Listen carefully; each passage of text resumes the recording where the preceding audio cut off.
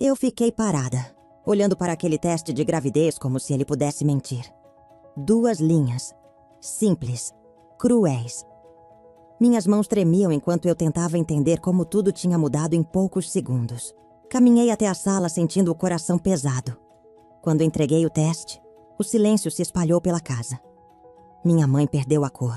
Meu pai leu uma vez, depois outra. O rosto dele endureceu. Não era medo, não era preocupação. Era revolta. O ar ficou pesado.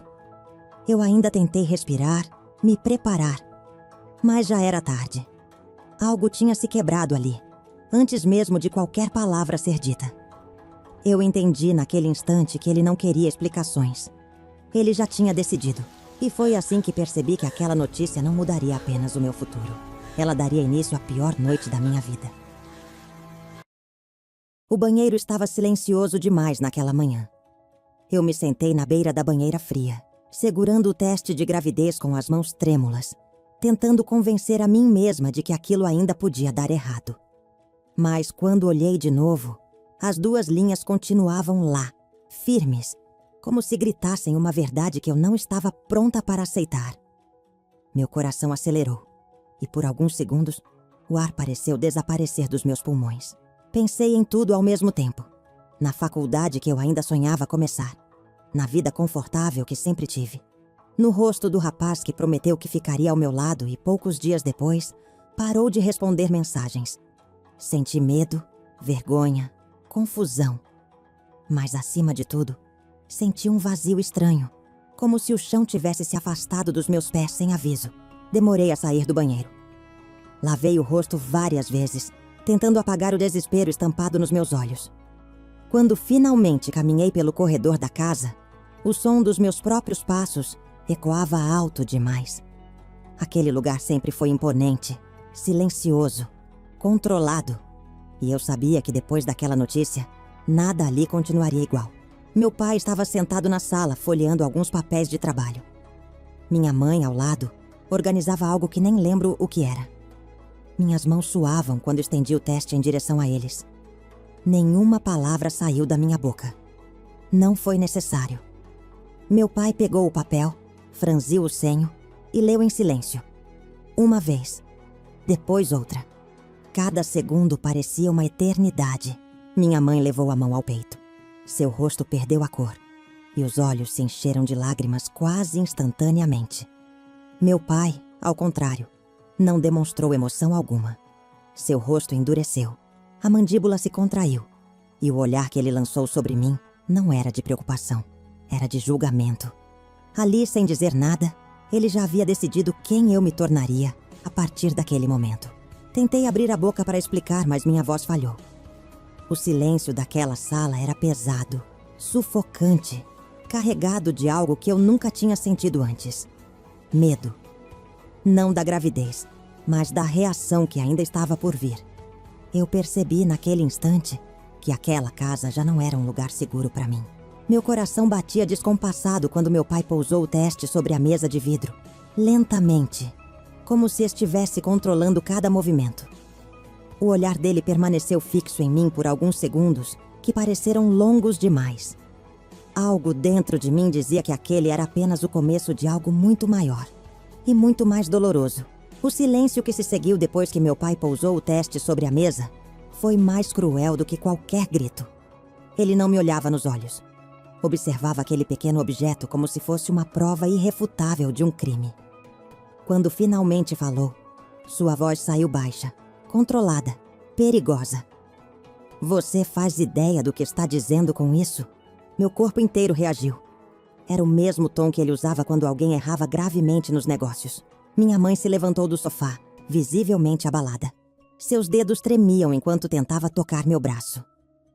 Antônio, ela ainda é uma menina, ela começou a dizer, mas não terminou. Meu pai ergueu o olhar lentamente e a fitou com tanta firmeza que ela recuou um passo. A casa parecia obedecer a ele. Sempre obedeceu. Ele começou a andar pela sala, cada passo ecoando no mármore brilhante.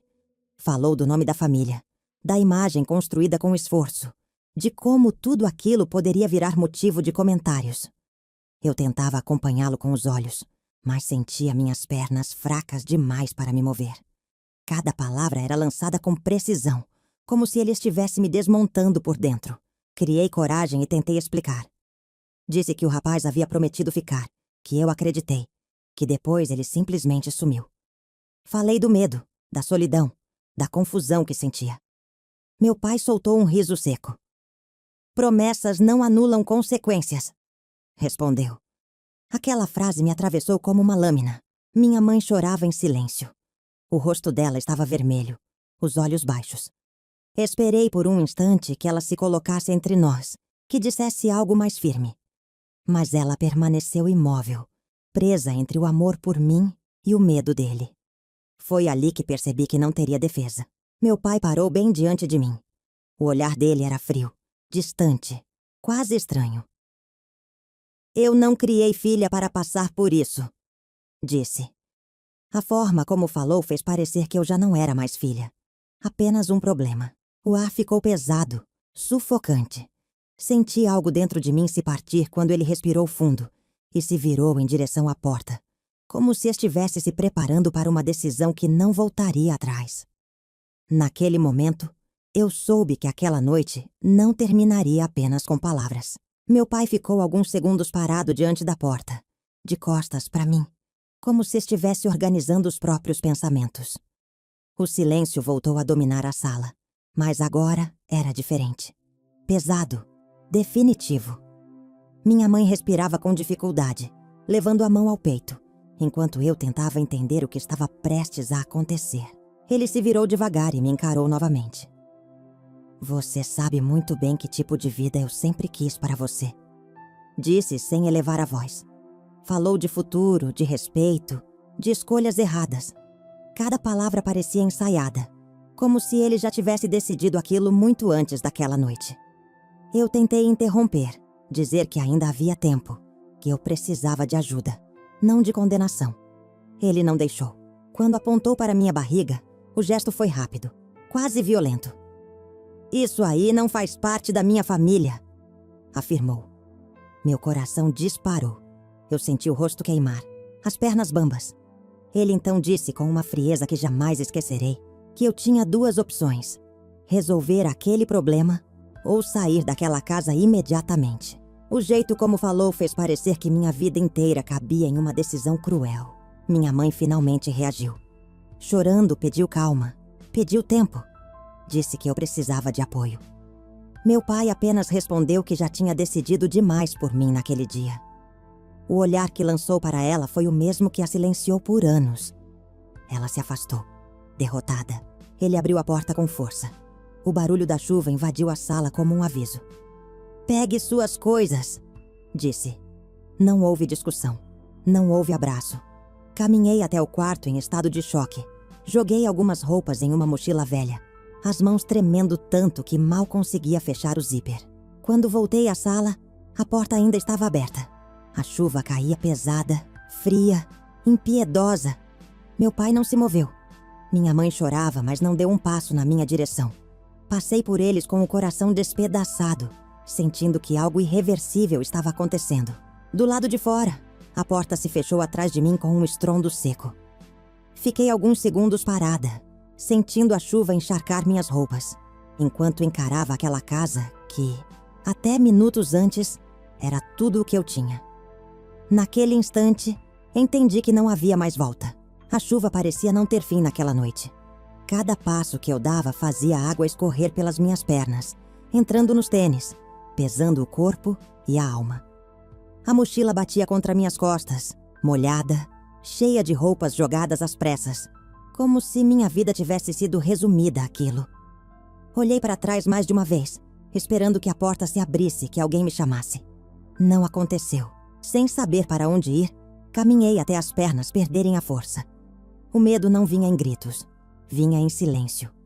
Em cada carro que passava sem parar, em cada janela acesa que não me pertencia. Acabei me sentando sob a marquise de uma padaria fechada, abraçando o próprio corpo, sentindo o frio atravessar a roupa e chegar aos ossos.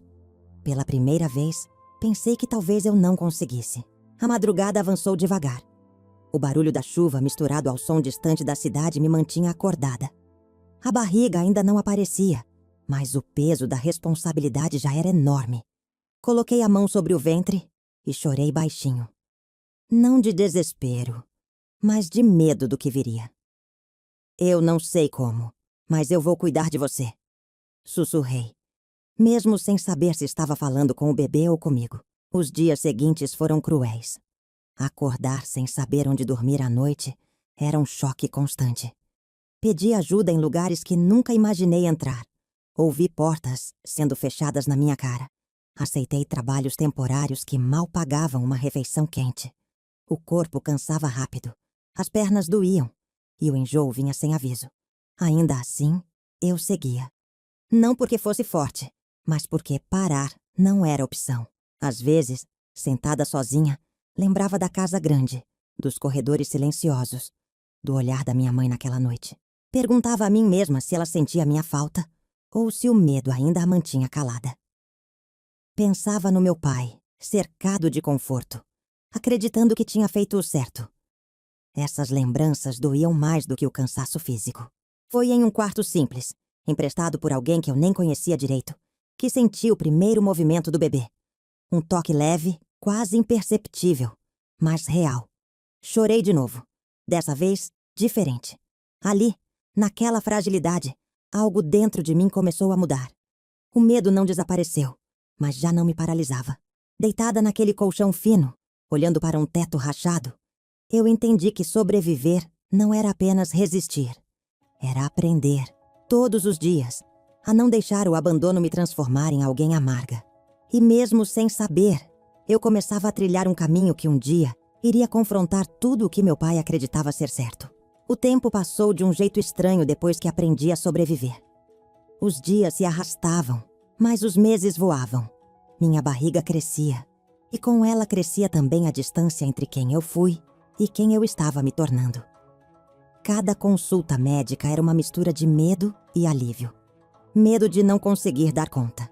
Alívio por ouvir que meu bebê estava bem, apesar de tudo. Enquanto isso, a vida do meu pai seguia outro ritmo. Eu sabia disso não por contato direto, mas por fragmentos que chegavam até mim. Comentários soltos, notícias em jornais, pessoas dizendo que Antônio continuava expandindo seus negócios, fechando contratos, sendo elogiado como exemplo de sucesso. O nome dele continuava forte. A casa, grande. Mas algo essencial começava a ruir por dentro. Minha mãe tentou me procurar algumas vezes. As mensagens eram curtas, cheias de cuidado, mas também de medo. Eu penso em você todos os dias. Queria ter sido mais forte. Eu lia, chorava e não respondia. Não por ódio, mas porque ainda doía demais. Algumas feridas precisam de silêncio para cicatrizar. O parto foi difícil, longo, solitário. Quando finalmente segurei meu filho nos braços, senti um cansaço que não cabia no corpo, mas também uma força que eu nunca tinha conhecido. Olhei para aquele rosto pequeno e enrugado e prometi, em voz baixa, que ele nunca precisaria implorar por amor. Naquele instante, deixei de ser apenas filha. Me tornei mãe. Os anos seguintes foram de reconstrução lenta. Trabalhei em tudo o que apareceu. Estudei à noite quando dava. Aprendi a fazer muito com quase nada. Cada sorriso do meu filho era uma vitória. Cada dificuldade superada. Uma prova de que eu estava conseguindo, mesmo quando ninguém acreditou. Soube então que meu pai começou a adoecer. Não foi de repente. Foi um desgaste silencioso, como tudo o que ele sempre ignorou. Pressão alta, noites mal dormidas, solidão. A casa ficou grande demais para um homem que nunca aprendeu a conviver com o silêncio. Quando o telefone tocou naquela tarde, algo dentro de mim já sabia. A voz do outro lado disse que ele queria me ver. Pela primeira vez, não era uma ordem. Era um pedido. Fiquei olhando para o celular por longos minutos, sentindo o peso do passado bater a porta outra vez. Eu sabia que aquele encontro não seria apenas sobre doença. Seria sobre escolhas, sobre orgulho, sobre consequências que ninguém consegue evitar para sempre. Demorei dias para aceitar ir vê-lo. Cada vez que pensava em atravessar novamente aquela porta, o corpo reagia antes da mente. O coração acelerava, as mãos suavam, como se eu ainda fosse a garota expulsa naquela noite de chuva. Mas No fundo, eu sabia que aquele encontro era inevitável. Não por ele, por mim. O hospital tinha um cheiro forte de desinfetante e silêncio. Caminhei pelos corredores segurando firme a mão do meu filho, que observava tudo com curiosidade inocente. Quando parei diante da porta do quarto, respirei fundo. Por alguns segundos, pensei em ir embora. Ainda doía lembrar. Ainda doía existir ali. Quando entrei, vi um homem que quase não reconheci. Meu pai estava mais magro, o rosto pálido, os olhos fundos. O homem imponente que sempre ocupou espaços, agora parecia pequeno naquela cama. Ele me viu e chorou. Chorou de um jeito que nunca vi, sem controle, sem orgulho. Minha mãe estava sentada ao lado dele, envelhecida, curvada. Quando me viu, se levantou com dificuldade e segurou minha mão com força. "Eu falhei com você", disse, a voz quebrada. "Todos os dias eu me pergunto como teria sido se eu tivesse te protegido naquela noite." Pela primeira vez, ouvi dela aquilo que sempre esperei. Meu pai tentou falar, mas a voz falhou. Depois de alguns segundos, conseguiu dizer: "Eu achei que estava ensinando, mas só destruí." Ele desviou o olhar para o meu filho, parado ao meu lado, e algo mudou em sua expressão. Não era medo, era compreensão tardia. "Esse menino, ele não é um erro", murmurou. "O erro fui eu." O silêncio que se seguiu não era mais de julgamento. Era de arrependimento, de reconhecimento. Eu observei meus pais ali, fragilizados, e percebi que o poder que tanto me feriu nunca foi real. O que eles tinham agora era apenas o que sempre evitaram sentir. Culpa. Senti um nó na garganta, mas não chorei. Já tinha chorado o suficiente por todos aqueles anos. Aquela conversa ainda não tinha terminado. Mas algo importante já tinha sido quebrado ali. O orgulho que sustentou tanta dor. Eu me aproximei da cama devagar. Não havia pressa, nem raiva. O que existia era um cansaço antigo, acumulado em anos de silêncio. Olhei para o meu pai e percebi que ele esperava algo de mim. Talvez um perdão imediato. Talvez um discurso duro. Eu não dei nenhum dos dois. Disse apenas: "Quando o Senhor me expulsou, eu não aprendi uma lição. Eu aprendi a sobreviver." Minhas palavras não foram ditas em tom de acusação, mas pesaram mais do que qualquer grito. Ele fechou os olhos por um instante, como se cada frase fosse uma confirmação do que já sabia. Minha mãe chorava baixinho ao meu lado. Disse a ela que o silêncio também ensina, mas ensina medo. Que a ausência de defesa machuca tanto quanto a rejeição. Ela assentiu com a cabeça baixa, como quem finalmente entende tarde demais. Voltei a olhar para meu pai e continuei. Disse que pais não existem para destruir filhos quando erram, mas para segurá-los quando tudo desmorona. Que corrigir não é expulsar, ameaçar ou humilhar, mas orientar, acompanhar e amar. Mesmo quando dói. Especialmente quando dói. Ele segurou minha mão com força, como se aquela fosse a última oportunidade de se redimir. Ele então confessou algo que nunca tinha dito. "Eu passei a vida inteira achando que a autoridade era dureza. Hoje eu sei que era medo." Aquela frase ficou suspensa no ar. O homem que sempre controlou tudo, finalmente admitia sua maior falha. Meu filho se aproximou e colocou a mãozinha sobre a cama. Meu pai olhou para ele com os olhos marejados. Naquele gesto simples, tudo ficou claro. O que ele perdeu comigo, ainda poderia aprender a não repetir. Quando saí do quarto, senti algo diferente. Não era alegria, era alívio. A lição tinha sido dada. Não para punir, mas para libertar. E eu sabia que dali em diante, cada um de nós teria que conviver com as consequências do que escolheu fazer. Eu saí do hospital com passos lentos, segurando a mão do meu filho, sentindo o peso de tudo o que ficou para trás. Não havia sensação de vitória, nem de derrota. Havia compreensão. Algumas feridas não desaparecem, mas deixam de sangrar quando são encaradas de frente. Meu pai continuou vivo, mas nunca mais foi o mesmo.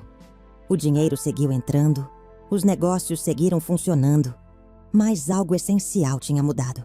Ele passou a conviver diariamente com o arrependimento de ter escolhido o orgulho quando a filha precisava de amor. Aprendeu, tarde demais, que poder não aquece um coração vazio. Minha mãe, aos poucos, encontrou coragem para falar, para questionar, para existir fora do silêncio que a acompanhou por tantos anos. Ela se aproximou de mim e do neto com cuidado, como quem reconstrói algo frágil.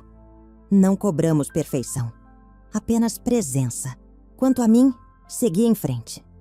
Não porque esqueci o passado, mas porque não deixei que ele definisse quem eu me tornei.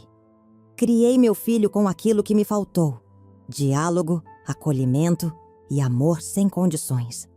Ensinei a ele que errar faz parte, mas abandonar nunca deve ser opção. Hoje, quando olho para trás, entendo que aquela noite de chuva teve consequências para todos nós. Para mim, virou força. Para minha mãe, consciência. Para meu pai, arrependimento. Cada um pagou o preço das próprias escolhas. E essa é a lição que fica. Enquanto houver vida, ainda há tempo de ensinar. Mas quando o ensino vem tarde demais, ele não corrige o passado. Apenas ensina a conviver com ele. Se você chegou até aqui, eu quero te agradecer de coração por ouvir essa história até o fim. Histórias como essa não são fáceis, mas precisam ser contadas, porque o silêncio nunca ensina ninguém. Agora me conta, de onde você está ouvindo essa história? Qual cidade ou país? Você já viveu algo parecido ou conhece alguém que passou por uma situação assim? Talvez uma história surpreendente que ainda mexe com você? E enquanto assistia, o que você estava fazendo? Estava trabalhando, descansando, cozinhando, indo para o trabalho ou tentando aliviar o peso de um dia difícil? Seu comentário é muito importante porque aqui não é só um canal de histórias. É um espaço de troca, de reflexão e de vozes que precisam ser ouvidas.